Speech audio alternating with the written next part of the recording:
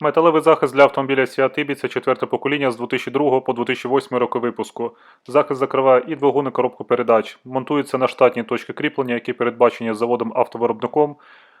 Доробляти нічого не потрібно. Захист йде з поставкою повним набором кріплень.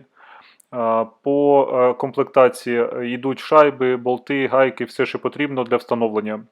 Захист має антикорозійне покриття, ребра жорсткості, вентиляційні отвори і силиконові амортизатори в тих місцях, де може бути вібрація.